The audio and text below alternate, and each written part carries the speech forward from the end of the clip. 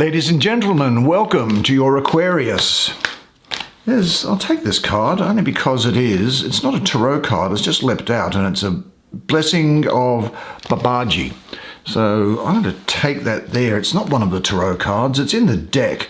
And so when it comes out like that, it's a particularly auspicious thing. So it's good that that's come right off the start. Actually, what's also good too is that I've done a lot of readings, one-on-one personal readings for Aquarians over the last month, and if you'd like to have a one-on-one hour-long clairvoyant reading with me over FaceTime or Skype, or if you live in my city, then rather at my place, then just check out the information that's in the description box below.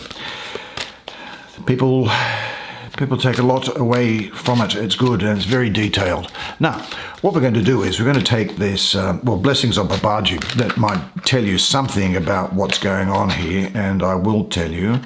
Here's a couple that have come out now. Queen of Lotuses, Ace of Lotuses.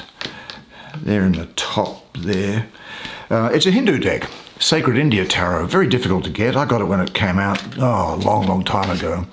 Which is why, doing my overhand shuffling, you see I don't wreck the cards. And that allows the energy of literally thousands of people to stay within the cards, cleansed before each particular reading. But the cards then are used to attracting the right energies and messages, if that makes sense. It makes sense to me. It's difficult to put it into words, the process that's undertaken. But very difficult to get two better cards than that, the Queen of Lotuses, Cups, and that Blessings of Babaji. I think that's the only card like that. There's the Eight of Staves.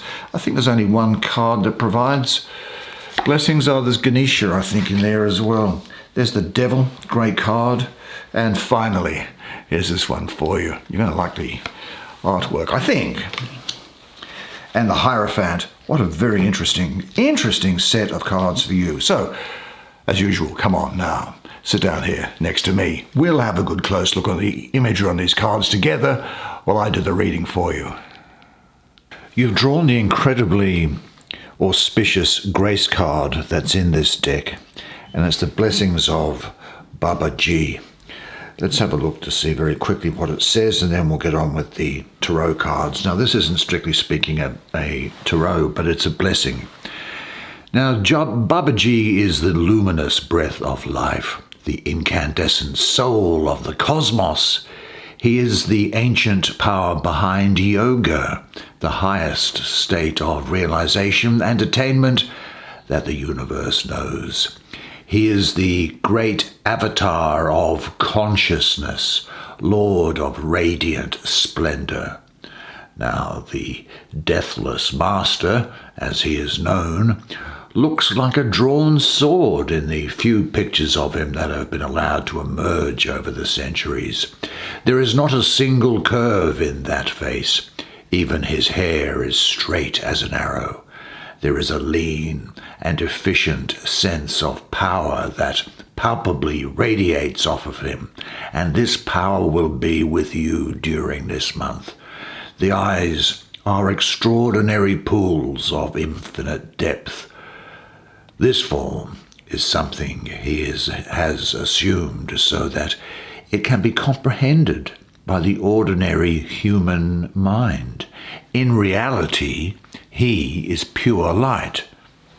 Well, thank you very much for your appearance and blessing to my Aquarian friend here. Let's have a look at the Hierophant. Good-o. Now, this looks and is... This is Manu. Now, he was the son of Surya, the sun god, and like his father, he was brilliant. In every age of creation, there is supposed to come into being a Manu, first man who creates the rules and structures for the functioning of human society. Now, just as Brahma brings forth the Vedas to the divine realm, Manu reveals the Vedas to the human realm. In this, He fulfills the ancient priestly duty and original meaning of the word hierophant, which is revealer of sacred things. Now, astrologically speaking, this is Venus in Taurus with the moon exalted. Taurus is earth, and this emphasizes the importance of applying your spiritual realizations in the day-to-day world, as he essentially links heaven with the earth. Now, I think what this says to you is, and this might sound like a bit of a drag, but this might be a time for you, just for this month, to follow rules, regulations, and the traditions in your life. Now, I'm not saying that you need to necessarily agree with all of the traditions in your life, but just go along with some of them, particularly if it might upset the elderly. It could also be a period of intense learning and education for you. I have to say that it's likely that you'll hear of people cohabiting together. There's the possibility here of real romantic union that could even culminate in marriage or people living together. This is a particularly good card for people who are in large organizations, such as hospitals or teaching. Now, I think what we can also say here is that you, I think, could well be called upon to become something of a teacher, an advisor to somebody else, almost like a parental figure to them. You'll have an affinity with group identities at this time. Learning and teaching, people coming to you seeking counsel and advice. You will be very gifted at imparting information and in inspiring other people. And I think you'll also be good at listening and speaking and want to make your ideas tangible and useful. I think there is a deep desire for you to be challenged by new experiences at this time. The search for the self may well lead you into spiritual realms, This can point to a meeting with a spiritual teacher or a master. This may even just be over the internet. You might come across spiritual videos. So just be open. Be open. Have an open mind. Involve yourself with teachings of spiritual masters, yogis at this time. But say this to yourself: I honor the sacred which is within me. Don't ever ignore that. I am inspired by learning and teaching.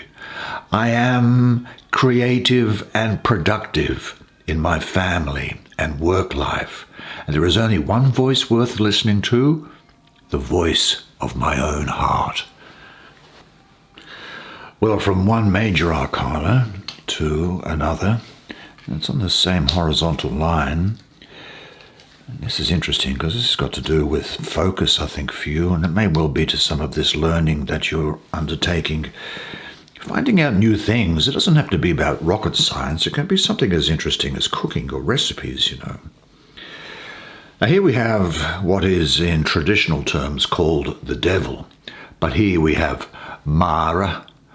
Now, Mara is India doesn't really have the concept of an independent source of evil like the devil.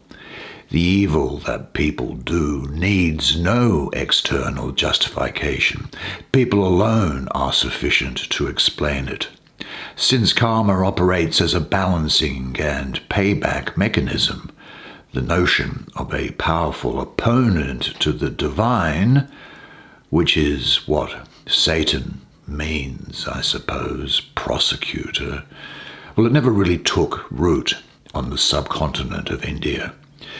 The only equivalent, I suppose, is Mara, who tries in vain to stop Buddha from achieving enlightenment, and then tries to prevent the doctrine of awakening from spreading. Now, since the Buddha literally means the awakened one, Mara is the enemy of consciousness. More precisely, He is the lower aspect of ego-bound, pleasure-seeking consciousness that does not wish to cede the supremacy it has temporarily achieved over humanity. Do you understand that? That actually makes perfectly good sense if you think about it. Now, the astrology here is Saturn ruling Capricorn with Mars exalted, but Mars, which is normally a nuisance planet, here is turning up in its best form, that of the fiery material energy of creation.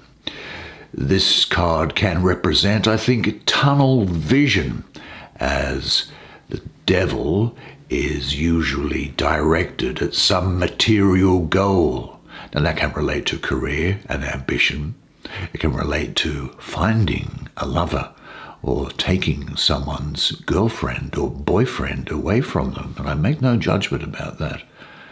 Looking after your own interests, and it implies that you can accomplish much if you are focused. And the devil isn't distracted by other things, he's only focused on the task at hand. Now, astrologically, Capricorn is the sign of business, career, worldly success, and social standing, and Capricorns are usually hard workers and high achievers, aren't they? So we have here, I think, a lot of procreative energy. There's a new vitality around about you. Saturn rules Capricorn, and Mars is exalted in Capricorn. Now, Mars also governs the sex drive and creative energy. So this card has a very strong link to the material side of life and self-ambition, and about sex, and about achieving financial goals. Capricorn is opposite Cancer on the zodiac wheel at the top. And Capricorn is there in the winter solstice at the 25th of December when the light starts to come back. And so there is paradoxically a sort of a Christ consciousness here. That is a sensuality, a humor, a desire to explore and enjoy your carnal senses. You are incarnated into flesh, so enjoy yourself. Enjoy being incarnated in all the forms that involves, provided, of course, that you're not causing any damage to anybody else. There's also the outside chance also that you may feel restricted or imprisoned by a situation that appears to be out of your control, but you have more influence over that situation than you think that you do. Do check for any addictions that might be stopping you from enjoying life to the full, and they can include things like overeating, for example, and obviously over drinking or drugs. But this is also saying to me that you do need to accept that you have an ambitious side, but see it for what it is without becoming a slave to it. You'll have very strong desire to compete, to improve, and to win, and keep a balance between the material side of life and the emotional, spiritual side. You could find that you're very sexually attracted to someone, or you could have a great desire for a relationship. Do you know, there are very often people who demonize you, or some people, who make you out to be the devil. Well, meet them with humor and lightness and accept what life gives you. Keep your feet on the ground. There is a question that's coming through here, though, and it is, do you have some wish or desire that you don't admit to? Sit down comfortably to just center yourself and just take in what comes and say to yourself, I am a vital, joyful, and grounded person. I enjoy my sexuality. Whether my problems are real or imagined, I can handle them realistically and with good humor. I am the mistress or the master of my life. Now let's have a look to see let's do this top row. They're the same suit. They look like they are. So here is the ace. Do you know, I'm getting a lot of Sagittarius around here, a lot of Scorpio and a lot of Libra as well. They're going to be important to you, I would say. Now here we have this. What is this figure here? Well, it's Shiva. Shiva is one of the great gods of Indian tradition, part of the Hindu trinity, which comprises of Brahma, which is the creator god, Vishnu, the preserver god, and Shiva, the destroyer and the rejuvenator, the destroyer or rejuvenator. Now Shiva here is sitting in meditation. Shiva is the cosmic consciousness that breathes the universe in and out of existence. Now the word Shiva means auspicious and is composed of two bija mantras. Bija mantras are like one-syllable words that you can use in meditation. And they are Shi, which means redeemer of sins, and Va, liberator of suffering. Thus, he is known as Mahadeva, which is the greatest god. Here he has withdrawn into one of his periodical bouts of prolonged meditation, vital for the sustenance of the cosmos. Now, meditation preserves the his meditation preserves the manifested, the material universe, against the unforgiving actions of karma. Shiva is supported in this noblest of work by all the liberated masters who surround him. Now what you have here is love in the purest sense. There is the potential for great love here. This Ace of Cups is the feminine counterpart to the Ace of Wands, and it's open, receptive, surrendering, bearing the transformatory power of giving love. What we also see here is that the emotional clarity results.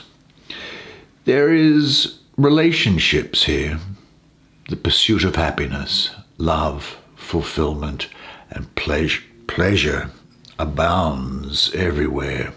But of course, you understand that in order to appreciate those things, you need to know of the opposites of those things. But there is abundance, and I think there is a possibility here of a new relationship. Now, that doesn't just have to mean a romantic relationship, although there's also the deepening of a existing relationship, possibly the birth or a pregnancy. But there could be new social relationships, new business relationships. This is a great card for customer relations, for sales, for converting prospects into customers. And there's sexual and sensual passion here, even if it's only in your fantasy life. That's fine. There's an emotional balance available to be used and drawn upon by you for months to come. You are in contact now with all-embracing love. It fills you and you can pass it on generously and lavishly to others. What is your way of expressing love? Let this image just work on you for a while. And then say to yourself, all-encompassing love fills me and my environment. Now, on that same line, didn't we have this card here? And that would be Rati. This is the Queen of Lotuses. Now, let's have a look and just see what there is here in this delightful representation of womanhood, I must say. Now, Rati is the wife of Karma. Karma is the god of erotic love and the god of pleasure, sex in a nutshell. Now, like all female consorts of male deities, she is regarded as the Shakti, the active and activating power of the god's function. Rati is regarded as sensuality and voluptuous desire. And you can tell that by looking at her, a symbol of the sophisticated ethos that made possible the Kama Sutra. Have you heard of that? As well as there was a lesser known, but in my opinion a far superior work, which was known as the Ananga Ranga, which was written, I think, in the late 1400s, which is far more explicit than the Kama Sutra, which I've had, well, of course, which I took a purely academic interest in, as you would expect, of course. Now, this is the vision of the aesthete as to what constitutes pleasure insofar as it applies to humans, yet the throbbing, pulsing energy of sexual desire also has a spiritual function. It is by changing the sexual drive into spiritual fuel that you get the skill and power to tackle the highest reaches of sexuality, to really take sexuality to its bounds. Now, the raised snake above the head is that irresistible sexual impulse catalyzed into the longing for liberation. It is a yogic triumph she has achieved here to subvert the strongest downward dragging impulse and make it into a vehicle for spiritual transcendence. Now, it wouldn't surprise me if Cancer was not important to you at this time, as well as Gemini. I'll say this, though, that this is a period where you could well be characterized and depend. Your feelings will depend really on the influences that come to you from the external world and from other people. You might well find that you are at the disposal of every impact and impression that is made upon you by what's coming to you through media or through people or things that you hear about. You will be very intuitive, a keen observer. You're possibly going to be quite dreamy and tranquil, even poetic, kind yet passive. And do you know, I think it's possible that you could have some sort of psychic ability at this time here. Your emotions are going to be shown quite openly here. And I think you'll also have a great degree of emotional integrity. You know, you'll be able to see yourself in others and also see through other people and reflect that back to them. Again, this feeling of counseling is coming here. That's what's coming through. You'll be intuitive and emotionally mature, able to get along with and relate to your friends in a very deep way, quite meditative at time and able to go within and be one with yourself, but you will be practical and you'll be able to communicate your feelings and realizations. There'll be a need to get in touch with your inner feelings and be able to express them to others, and there's a need to develop intuitively, emotionally, and also to relate to others emotionally. Do you know, by showing your feelings openly, you become more beautiful. Now, there may be people who don't understand you or don't concern yourself about it. There are others with whom you can share your feelings. Are you open to your emotions? Trust your feelings, live in harmony with them, and say to yourself, my openness and vitality makes me beautiful. Now let's see, what is there? Anything left? There is this one, and let's see what there is here. Well, here is the god Rama. Rama is the seventh incarnation or avatar of the god Vishnu, and we discussed Vishnu earlier. Now Sita is his wife here. Rama had gone to Ceylon, which is about 880 miles in a straight line south of the subcontinent of India, or 1,400 kilometers away. He and his divine friends had built a stone bridge to go across the ocean to rescue his wife, who had been kidnapped by That was the name of the guy. Just escapes me for the moment.